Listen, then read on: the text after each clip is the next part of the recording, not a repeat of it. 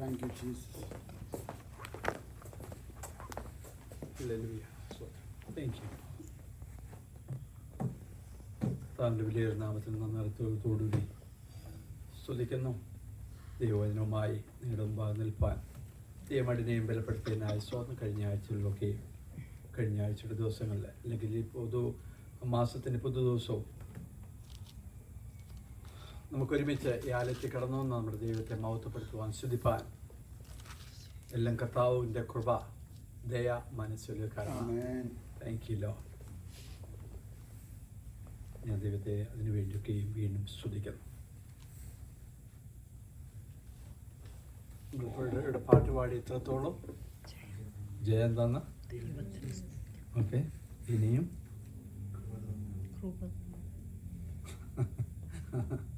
Thank you Lord.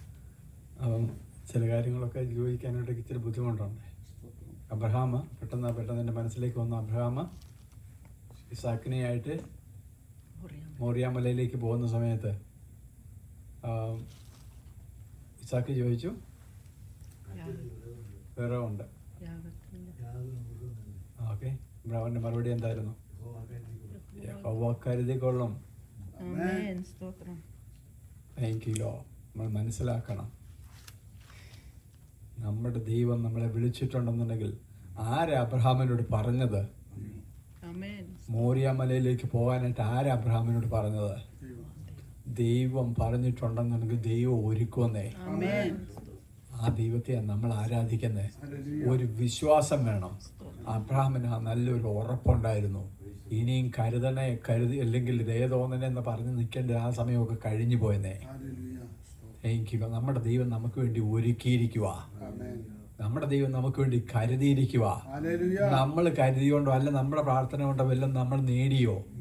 ഒന്നും നേടിയിട്ടില്ല. ദൈവം നമ്മുടെ ജീവിതത്തിൽ കിട്ടിയതും തന്നതും എല്ലാം നമ്മൾ അനുഭവിക്കുന്നതും എല്ലാം ദൈവം നമുക്ക് വേണ്ടി മുൻകൂട്ടി കരുതിയത് കൊണ്ടാണ്.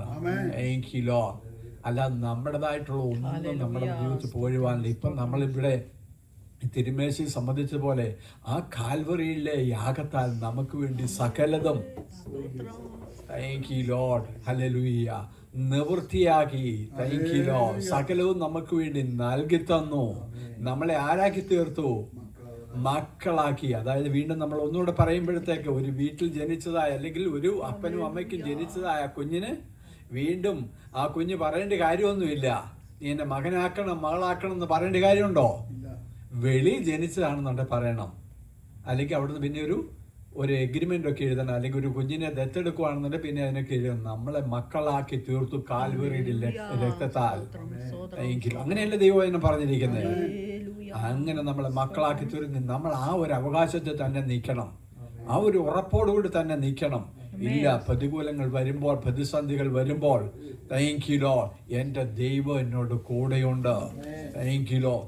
എൻ്റെ ദൈവത്തിൻ്റെ മഹത്വം എന്നിൽ കൂടെ വെളിപ്പെടും. എൻ്റെ ദൈവത്തിൻ്റെ ശക്തിയിൽ കൂടെ വ്യാപരിക്കും. Thank you Lord. ഇന്നലെ ഈവനിങ്ങിലാണെങ്കിലും ഞാൻ സർപ്രൈസായി പോയി. എൻ്റെ മനസ്സിലേക്ക് റിപ്പീറ്റ് ചെയ്യുന്നതിന് കുഴപ്പമില്ലല്ലോ അല്ലേ? ആ പ്രയർ ലൈനിൽ സംബന്ധിക്കുന്നതിന് മുമ്പായിട്ട് തന്നെ പെട്ടെന്ന് എൻ്റെ മനസ്സിലേക്ക് ഒരു സ്റ്റോറി വന്നത്. ആ സ്റ്റോറി ഇപ്രകാരമാണ്. അത് നമുക്കറിയാം. 1912 ഏപ്രിൽ 15 തോന്നുന്നു.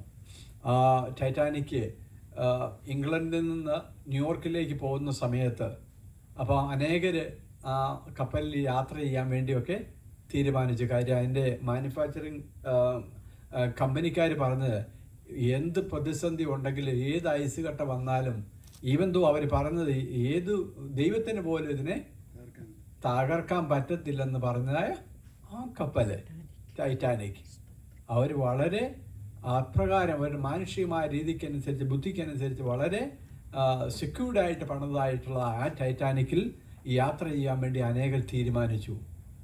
അപ്പം ഒരു സാധാരണ ഇംഗ്ലണ്ടിലുള്ളതായ ഒരു സാധാരണ മനുഷ്യൻ, അദ്ദേഹം ഒരു ബേക്കറി ജോലി ചെയ്യുന്ന ഒരു വ്യക്തിയായിരുന്നു. അദ്ദേഹത്തിന് കുടുംബവും കുഞ്ഞുങ്ങളും ഒക്കെ ഉണ്ട്. അപ്പോൾ അദ്ദേഹം അവിടെ അല്പമായിട്ടുള്ള ഒരു ഞെരുക്കത്തിൻ്റെ അവസ്ഥയിൽ കൂടിയൊക്കെ ആയിരുന്നു കടന്നു പോയിക്കൊണ്ടിരുന്നത്. എന്നാൽ അദ്ദേഹത്തിന് അറിയാം, ന്യൂയോർക്ക് അല്ലെങ്കിൽ അമേരിക്കയിൽ വന്നു കഴിഞ്ഞ് കഴിഞ്ഞാൽ കുറച്ചുകൂടെ ബെറ്റർ ആയിട്ടുള്ള ലൈഫ് അദ്ദേഹത്തിന് അവിടുന്ന് കുടുംബമായിട്ടൊക്കെ പിന്നീട് മാറാനായിട്ട് സാധിക്കും നമ്മളെപ്പോലെയൊക്കെ.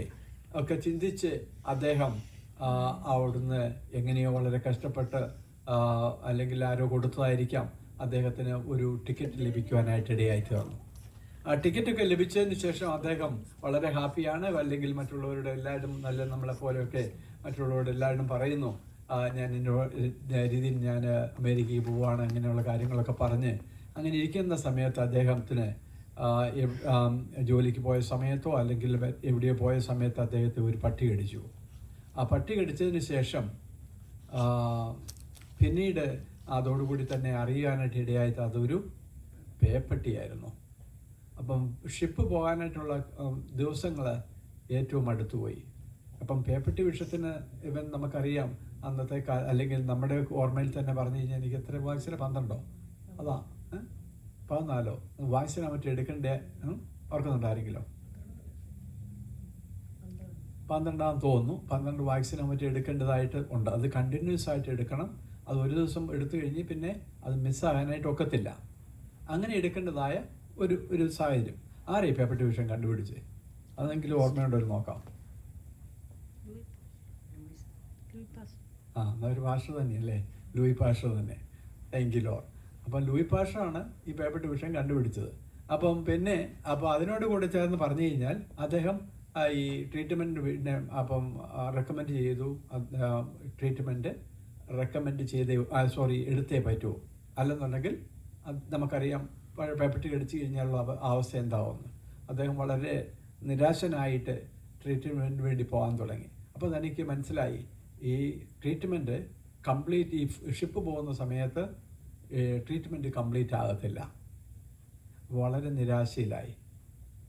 അപ്പം നമുക്കറിയാം മാനുഷികമായ രീതിയിൽ എത്രമാത്രം നിരാശ നമ്മുടെ ജീവിതത്തിലേക്ക്, അല്ലെങ്കിൽ വളരെ ഹോപ്പോടുകൂടി അല്ലെങ്കിൽ വളരെ ആഗ്രഹത്തോടു കൂടി നമുക്ക് ലഭിച്ചതായ ആ ഒരു ടിക്കറ്റ് അതിന് പോകാൻ പറ്റുന്നില്ലല്ലോ. അദ്ദേഹം വളരെ സാഡായി, ചുരുക്കി പറയട്ടെ.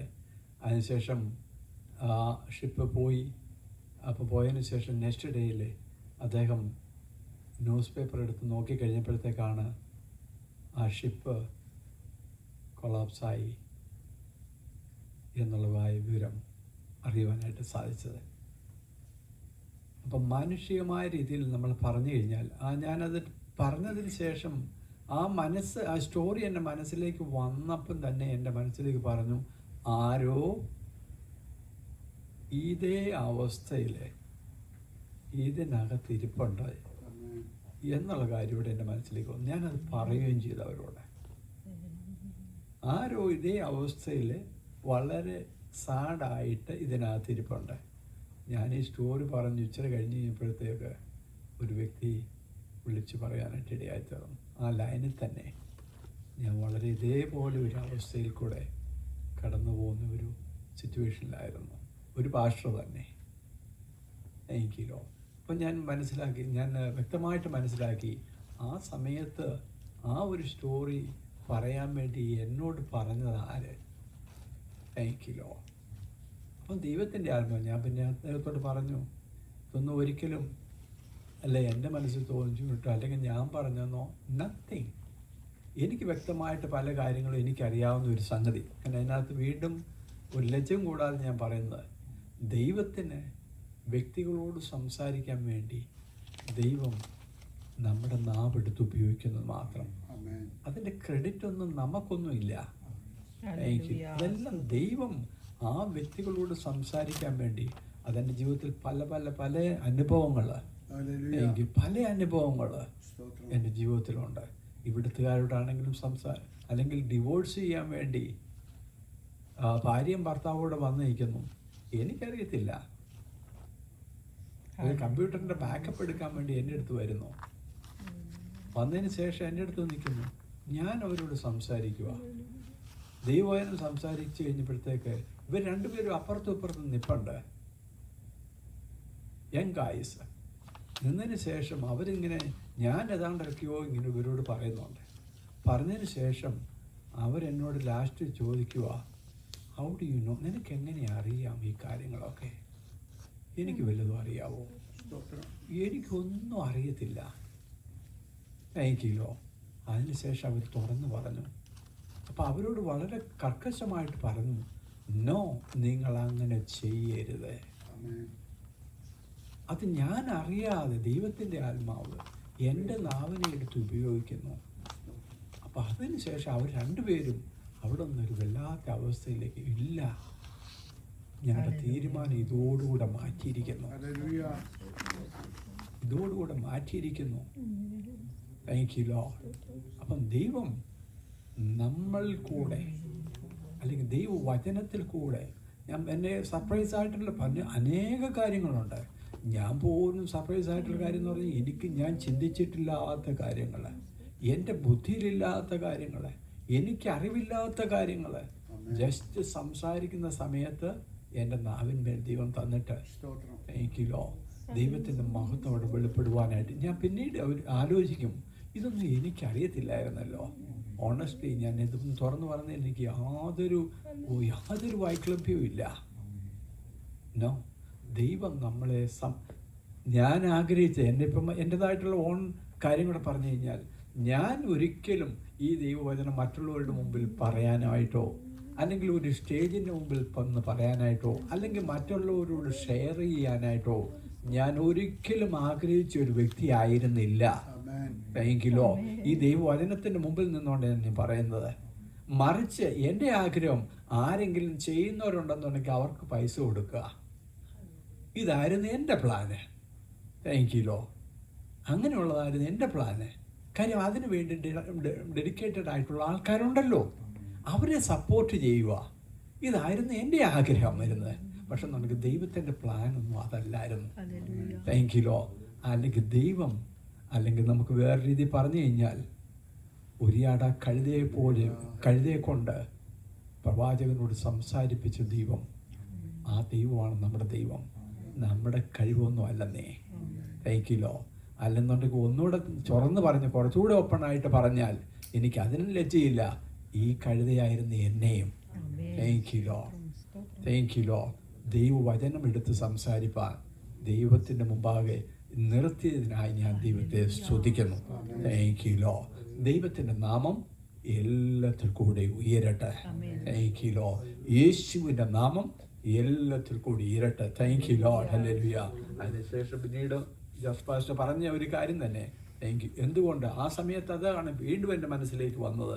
ആ പ്രൈലിന് സംസാരിച്ചുകൊണ്ടിരിക്കുമ്പോൾ വന്നതായൊരു കാര്യം, ആ പ്രവാചകൻ അല്ലെങ്കിൽ എലീശ പ്രവാചകൻ, നമുക്കറിയാം ആ സ്റ്റോറി. ഞാൻ ആ ഭാഗത്തേക്ക് കടന്നു പോകാൻ ആഗ്രഹിക്കുന്നില്ല, ജസ്റ്റ് ഒന്ന് ടച്ച് ചെയ്ത് വിടട്ടെ. എലീശ പ്രവാചകനും ശിഷ്യന്മാരുമായിട്ട് മരം മുറിക്കുവാനായിട്ട് പോകുന്ന സമയത്ത്, അല്ലെങ്കിൽ ആ ഒരു ശിഷ്യൻ്റെ കോടാലി വെള്ളത്തിൽ പോയ ആ സംഭവം നമുക്കെല്ലാവർക്കും അറിയാവുന്ന കാര്യങ്ങളാണല്ലോ. ആ സംഭവത്തിൽ പെട്ടെന്ന് എൻ്റെ മനസ്സിലേക്ക് വന്നു, എന്തുകൊണ്ട് ആ കോടാലി അങ്ങനെ അവിടെ ആ ഒരു മരത്തിൻ്റെ കൊമ്പ് വെട്ടിയിട്ടപ്പോൾ എങ്ങനെ ആ കോടാലി അവിടെ പൊങ്ങി വന്നു? വല്ല ലോജിക്കുണ്ടോ അതിനകത്ത്? മരവുമായിട്ട്, അല്ലെങ്കിൽ മരവും ഈ ഇരുമ്പുമായിട്ട് എങ്ങനെ അത് പൊങ്ങി വരും? പെട്ടെന്ന് നമുക്ക് മനസ്സിലാക്കാൻ പറ്റിയ, ദൈവത്തിൻ്റെ ആത്മാവിനിക്ക് മനസ്സിലാക്കിയ ഒരു കാര്യം, പ്രവാചകൻ എങ്ങനെയാണ് ഈ മരത്തിൻ്റെ കൊമ്പ് മുറിക്കുന്നത്? വേറൊരു ആയുധം അവിടെ എടുക്കുന്നു. അതിൻ്റെ ഇടയ്ക്ക് ഞാനൊന്ന് പറയട്ടെ, ഈ ആയുധം ജസ്റ്റ് എല്ലാവരുടെയും ഇരുന്ന് കഴിഞ്ഞാൽ പ്രവർത്തിക്കും ഇത്? ഇല്ല കേട്ടോ. പ്രത്യേകം നോട്ട് ചെയ്തോണം. തിരഞ്ഞെടുക്കപ്പെട്ട വ്യക്തികൾ, ദൈവത്താൽ തിരഞ്ഞെടുക്കപ്പെട്ട വ്യക്തികൾ. എലീശ പ്രവാചകനെ ദൈവം തിരഞ്ഞെടുത്ത വ്യക്തിയായിരുന്നു. ആ പ്രവാചകനിൽ കൂടെ വ്യാപരിച്ച ദൈവത്തിൻ്റെ ശക്തി, ആ ആയുധം പ്രവാചകന്റെ കയ്യിലെടുത്ത് ആ മരത്തിൻ്റെ കൊമ്പ് മുറിച്ചപ്പോൾ അതിലേക്ക് ഈ ആയുധത്തിൽ നിന്ന് ശക്തി വേറൊരു ആയുധമായിട്ട് മാറി. Thank you Lord. ആയുധമായിട്ട് മാറി. നമ്മളതൊക്കെ പ്രത്യേകം മനസ്സിലാക്കിക്കോണം. നമ്മൾ ചിന്തിക്കുന്നത് പോലെ ഒന്നും അല്ല കാര്യങ്ങളുടെ കിടപ്പ്. നമ്മൾ ചിന്തിക്കുന്നതിനൊക്കെ അപ്പുറത്തായിട്ട് എന്താ നമുക്ക് മനസ്സിലാക്കേണ്ടത്? ഫെയ്ത്ത്, വിശ്വാസം. പ്രവാചകൻ അവിടെ യാതൊരു സംശയവും ഇല്ല. പ്രവാചകൻ അവിടെ മാനുഷികമായ രീതിയിലൊന്നും ചിന്തിക്കുന്നില്ല. അതിനപ്പുറത്തായിട്ട് പ്രവാചകൻ ഒന്ന് വിശ്വസിക്കുന്നു. എന്താണ് ഈ ആയുധം? അതും നമ്മളൊന്ന് മനസ്സിലാക്കണം. എന്താണ് ഈ കോടാലി? താങ്ക്യൂ. ദൈവവചനമാകുന്ന ആയുധം കേട്ടോ. ഇത് ദൈവവചനം നിനക്ക് രോഗസൗഖ്യത്തിന് മാത്രമൊന്നുമല്ല, നിന്റെ ഏത് വിഷയത്തിലും. ഇവിടെ എന്താണ് പ്രവാചകൻ അവിടെ നടന്നത്? ഒരു കോടാലി നഷ്ടപ്പെട്ടതിന് അവിടെയും ദൈവവചനം എടുക്കുക. Thank you Lord. എന്തിനും ദൈവവചനം, ഏത് വിഷയത്തിനും ദൈവവചനം എടുക്കുക. വചനമാകുന്ന ആയുധം എടുക്കുക. ആ വചനത്തിൽ കൂടെ ദൈവത്തിൻ്റെ ശക്തി വെളിപ്പെടുക തന്നെ ചെയ്യും. ആരിൽ കൂടെ? വിശ്വസിക്കുന്നവരിൽ കൂടെ. എല്ലാവരിൽ കൂടെ അത് നടക്കത്തില്ല.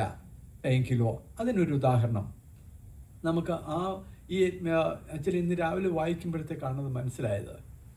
അവിടെ എങ്കിലോ ഒരു വാക്യം നമുക്ക് വായിക്കാം. 2 കിങ് 2 രാജാക്കന്മാരുടെ പുസ്തകം 4-ാം അധ്യായത്തിന്റെ 30-ാം വാക്യം.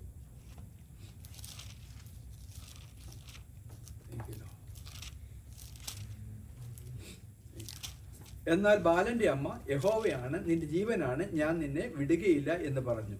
അങ്ങനെ അവൻ എഴുന്നേറ്റ് അവളോട് കൂടെ പോയി. ആ ഭാഗങ്ങളൊക്കെ നമുക്ക് വ്യക്തമായിട്ട് അറിയാം. ഇവിടെയും ആ എലീശ പ്രവാചകന്റെ കാര്യം തന്നെയാണ് പറഞ്ഞിരിക്കുന്നത്. അപ്പൊ അവിടെ എന്താണ് നടക്കുന്നത്? സ്റ്റോറിയൊക്കെ നമുക്ക് അറിയാവുന്ന കാര്യങ്ങളായതുകൊണ്ട് ഞാൻ കൂടുതൽ അതിനകത്തേക്ക് പോകാനായിട്ട് താല്പര്യപ്പെടുന്നില്ല. ഒന്ന് ടച്ച് ചെയ്ത് പോകാം. അവിടെ എന്ത് നടക്കുന്നു?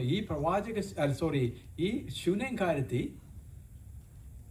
കുഞ്ഞില്ലായിരുന്നു. പ്രവാചകൻ അതുവഴി വന്നു.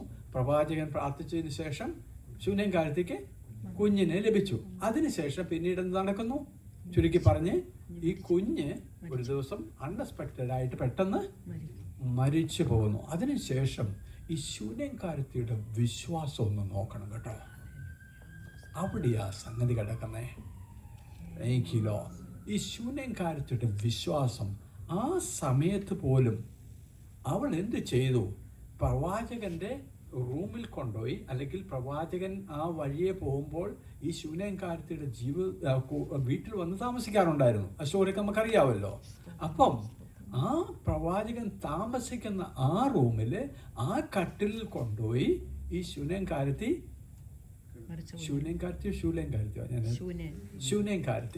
അവിടെ ആ കട്ടിലിൽ കൊണ്ട് കിടത്തി. വിശ്വാസത്തിന്റെ 1-ാം സ്റ്റെപ്പ്. ഒന്നാം സ്റ്റെപ്പ്. അവൾ പ്രവാചകൻ വരുന്നതിന് മുമ്പായിട്ട് അവൾക്ക് ഒരു വിശ്വാസമുണ്ട്. Thank you Lord. ഈ പ്രവാചകനിൽ കൂടെ വ്യാപരിക്കുന്ന ഒരു ശക്തിയുണ്ട്. Thank you Lord. അതിനു വേണ്ടി അവൾ എന്തെടുത്തു? ആ കുഞ്ഞിനെ ഒരുക്കി, അല്ലെങ്കിൽ ഇവിടെ കൊണ്ടിട്ടു. ബെഡിൽ, അല്ലെങ്കിൽ പ്രവാചകന്റെ കട്ടിലിൽ കൊണ്ട് കിടത്തി. അതിനുശേഷം അവൾ പെട്ടെന്ന് എങ്ങോട്ടാ പോകുന്നേ?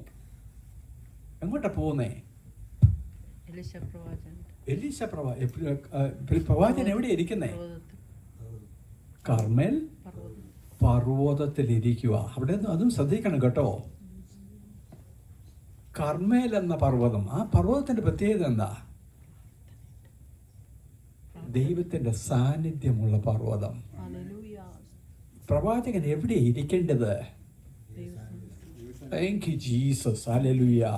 ഒരു പക്ഷെ എന്നുണ്ടെങ്കിൽ നീ ഒന്നും കാണുന്നില്ല, പ്രവാചകൻ ഒന്നും കാണുന്നില്ല, അല്ലെങ്കിൽ ഒന്നും നടക്കുന്നില്ല, ഒന്നും പ്രതീക്ഷിക്കുന്നില്ല. പക്ഷെ എവിടെയാ നീ ഇരിക്കുന്നത്? ദൈവ സാന്നിധ്യം ഉള്ളിടത്ത് അവൻ ഇരിക്കുക. കർമ്മേൽ എന്ന മലയിൽ പ്രവാചകൻ ഇരിക്കുന്നു. അപ്പം കർമ്മേൽ എന്ന മലയിൽ പ്രവാചകൻ അവിടെ ഇരുത്തുന്നുണ്ടെങ്കിൽ ദൈവത്തിന്റെ ചില പ്ലാനുകളും പദ്ധതികളും ഒക്കെ അവിടെ നടക്കാൻ പോവുക. ശൂന്യകാരത്തിയുടെ ജീവിതത്തിൽ നടന്ന ഈ കാര്യങ്ങളെക്കുറിച്ച് നമുക്ക് വ്യക്തമായിട്ട് നമുക്കൊന്നും മനസ്സിലാക്കുമ്പോൾ അവിടെ ഈ ശൂനേംകാരി ചെന്ന സമയത്ത്, അല്ലെങ്കിൽ ഈ കർമ്മേൽ എന്ന പർവ്വതത്തിൽ ഈ പ്രവാചകനെ കാണുവാൻ വേണ്ടി ശൂനേംകാരത്തി ചെന്നപ്പോഴത്തേക്ക് അവിടെ പിന്നെ എന്താ നടക്കുന്നത്? ഗേഹസി ഓടി വരുന്നു. എന്ത് ചെയ്യുന്നു? അവളെ തടയുന്നു. അപ്പൊ പ്രവാചകൻ എന്ത് പറയുന്നു?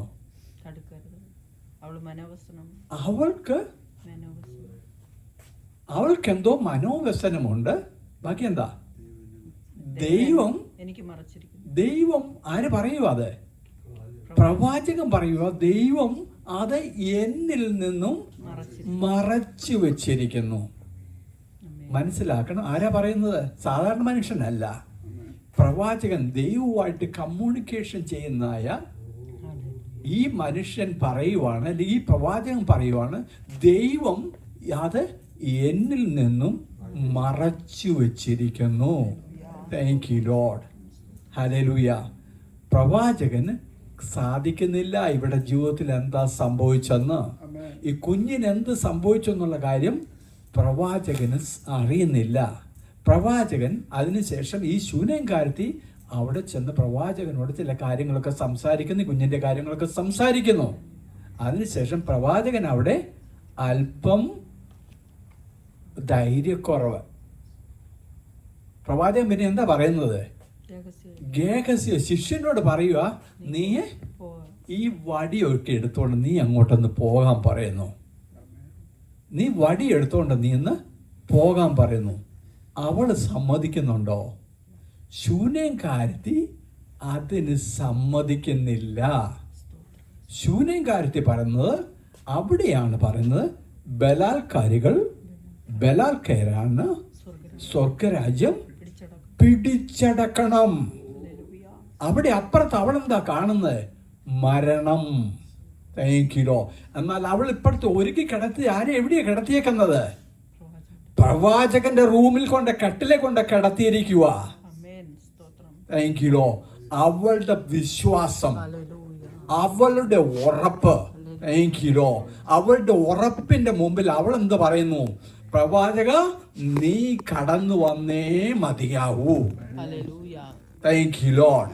ഗേഹസിയെ വിട്ടാൽ പോരാ, പ്രവാചക നീ തന്നെ കടന്നു വരണം. Thank you Lord. ഹല്ലേലൂയ. അവൾ ബലാൽക്കാരന് സ്വർഗരാജ്യം. നമ്മൾ മനസ്സിലാക്കണം, ചില കാര്യങ്ങൾക്കൊന്നും നമ്മൾ വെറുതെ ഒരു ഓർഡിനറി പ്രാർത്ഥനയൊന്നും പ്രാർത്ഥിച്ചാൽ പോരാ, ഒരു ഓർഡിനറി ആയിട്ടുള്ള കാര്യങ്ങൾ നടത്തിയാൽ പോരാ. Thank you law. അതിനപ്പുറത്തായിട്ട് നമ്മൾ മനസ്സിലാക്കണം. Thank you Lord. ചിലതൊക്കെ പിടിച്ചടക്കണം എന്നുണ്ടെങ്കിൽ ഒരു ഫൈറ്റിംഗ് നമ്മൾ ചെയ്യണം. ഒരു ഫൈറ്റിങ്ങിൽ കൂടെ മാത്രമേ നമുക്ക് ആ ശക്തിയെ നമുക്ക് കീഴടക്കാൻ ഒക്കുകയുള്ളൂ. അവിടെ അവൾ പറഞ്ഞു, നോ, ഗേഹസി വന്നാൽ പോരാ. ഗേഹസി വന്നാൽ വടിയും കൊണ്ട് ഗേഹസി അങ്ങ് പറഞ്ഞു വിടാ. എന്താ വടി? വചനമാകുന്ന വടിയൊക്കെ ഉണ്ടെന്നേ. പക്ഷെ എന്നുണ്ടെങ്കിൽ വിശ്വാസമില്ലാത്തവന്റെ കയ്യിൽ വടി കൊടുത്തിട്ട് കാര്യമൊന്നുമില്ല. Thank you. ശൂന്യംകാരത്തി അത് നന്നായിട്ട് മനസ്സിലാക്കുന്നു. വിശ്വാസം ഉള്ളവന്റെ കയ്യിൽ വടി കിട്ടിയേ പറ്റത്തുള്ളൂ, അല്ലാതെ ഒന്നും നടക്കത്തില്ല. അല്ലാത്തവൻ എന്ത് ചെയ്യും? ജസ്റ്റ് വായിക്കുന്നു. Thank you. വടിയായിട്ട് പോകാം, വായിച്ചു വിട്ടാൽ കാര്യങ്ങൾ നടക്കത്തില്ല. Thank you. നീ വായിക്കുന്നുണ്ടെങ്കിൽ വിശ്വാസമുണ്ടായിരിക്കണം. വിശ്വാസം ഉണ്ടെങ്കിൽ മാത്രമേ ദൈവത്തിന്റെ പ്രവൃത്തി വചനത്തിൽ കൂടെ വെളിപ്പെടുകയുള്ളൂ. Thank you law. അതിനുശേഷം പിന്നെ എന്താ നടക്കുന്നത്? അതിനൊരു പ്രൂഫ് അവിടെയുണ്ട്. പിന്നെ എന്താ നടക്കുന്നത്? ഈ ശൂന്യംകാരത്തി അല്ലെങ്കിൽ വളരെ നിർബന്ധിച്ച് പ്രവാചകൻ പറഞ്ഞു, ഓക്കെ ഞാൻ വരാമെന്ന് പറഞ്ഞ് പ്രവാചകൻ പോവാണ്. ശൂന്യംകാരത്തിയുടെ വീട്ടിലേക്ക് പോകുന്ന സമയത്ത് ഈ ഗേഹസിയുടെ കയ്യിൽ എന്താ ഇരിക്കുന്നേ? വടിയിരിപ്പുണ്ട് കേട്ടോ. ഗേഹസിയുടെ കയ്യിൽ വടിയിരിപ്പുണ്ട്. പുള്ളി ഇച്ചിരി സ്മാർട്ടൊക്കെ ആള്, നമുക്കറിയാമല്ലോ, പിന്നീട് വായിക്കുമ്പോഴത്തെ മനസ്സിലാക്കാൻ പറ്റും. പുള്ളി എന്ത് ചെയ്തു? ഓടിച്ചെന്ന്, പ്രവാചകൻ പറഞ്ഞല്ലേ പുള്ളിയോട്, പുള്ളി ഓടിച്ചെന്ന് ഈ പ്രവാചകൻ ചെല്ലുന്നതിന് മുമ്പായിട്ട് ഈ വടിയൊക്കെ കൊച്ചിന്റെ മുഖത്തൊക്കെ വെക്കുന്ന, അല്ലെങ്കിൽ ഈ ഡെഡ് ബോഡിയുടെ ദേഹത്തേക്ക് വെക്കുന്ന എടുത്തു വെച്ച് നോക്കി. ഒന്നും നടന്നില്ലെന്നേ. Thank you. അവിടെ കൺഫേം ആയി. എല്ലാവരും വടി കൊണ്ട് നടന്നിട്ട് കാര്യമില്ല, എല്ലാവരും വചനം പറഞ്ഞിട്ട് കാര്യമില്ല. വചനം അത് ഹാൻഡിൽ ചെയ്യണമെന്നുണ്ടെങ്കിൽ പരിശുദ്ധാത്മാവിൻ്റെ ഒരു സാന്നിധ്യം ഉണ്ടായിരിക്കണം. അത് വിശ്വസിക്കുന്നവരിൽ കൂടെ മാത്രമേ അതിൻ്റെ ശക്തി വ്യാപരിക്കുകയുള്ളൂ. ദൈവത്തിൻ്റെ മഹത്വം വെളിപ്പെടണം എന്നുണ്ടെങ്കിൽ അത് വിശ്വാസം പൂർണ്ണമായിട്ടും നിനക്കുണ്ടായിരിക്കണം. എന്നാൽ മാത്രമേ വചനത്തിൻ്റെ ശക്തി അവിടെ വെളിപ്പെടുവാനായിട്ട് ഇടയായി തീരുകയുള്ളൂ. പിന്നീട് എന്താ നടക്കുന്നത്? പ്രവാചകൻ അവിടെ ചെന്ന്, ഞാൻ ചുരുക്കി അങ്ങ് പറയാം. പ്രവാചകൻ അവിടെ ചെന്നിട്ട് എന്ത് നടക്കുന്നു? പ്രവാചകൻ, ഹല്ലേലൂയ, വിശ്വാസമുള്ള പ്രവാചകന് ദൈവം ഗൈഡൻസ് കൊടുക്കുക. പ്രവാചകൻ ചിന്തിച്ചതിനപ്പുറത്തായിട്ട് പ്രവാചകൻ പ്രവാചകൻ ആദ്യമേ പറഞ്ഞത് എന്താ? നീ ജസ്റ്റ് വടി കൊണ്ടെന്ന് വെച്ചിട്ടൊക്കെ പോരെ. പ്രവാചകന് വിശ്വാസം കുറവായിരുന്നു. എന്നാൽ ശൂന്യൻകാരത്തിയുടെ വീട്ടിൽ വന്നു കഴിഞ്ഞപ്പോൾ പ്രവാചകൻ ചിലതൊക്കെ ചെയ്യാൻ തുടങ്ങി. അവൻ്റെ ശരീരവും ആ കുഞ്ഞിൻ്റെ ശരീരം ഡെഡ് ബോഡിയായിട്ട് അവനൊന്ന് യോജിപ്പിച്ചു. ഹല്ലേലൂയ. ആ അഭിഷേകത്തിൻ്റെ ശക്തി ഒന്ന് പകർന്നു. ഞാൻ ഒരു കാര്യം അതിൻ്റെ ഇടയ്ക്കോട് ഞാൻ വിട്ടുപോകാതെ ഞാൻ പറയാം.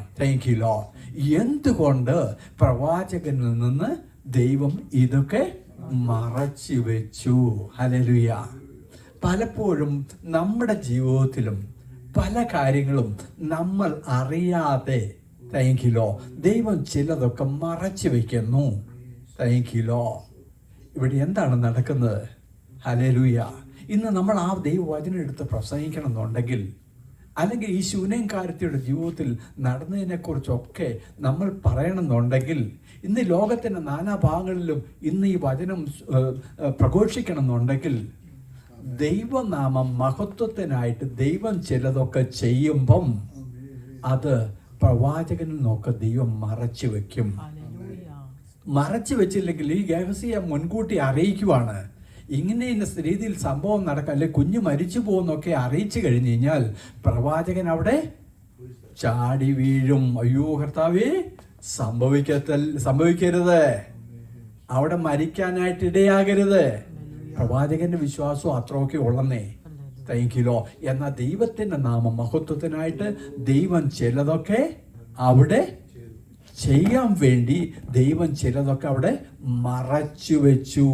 നമ്മുടെ ജീവിതത്തിൽ ചിലതൊക്കെ ദൈവം മറച്ചു വെക്കുന്നുണ്ടെങ്കിൽ ഒരു കാര്യം നമ്മൾ മനസ്സിലാക്കിക്കോണം, അതിൽ കൂടെ ദൈവത്തിന്റെ നാമം മഹത്വപ്പെടുവാൻ വേണ്ടിയാണ്.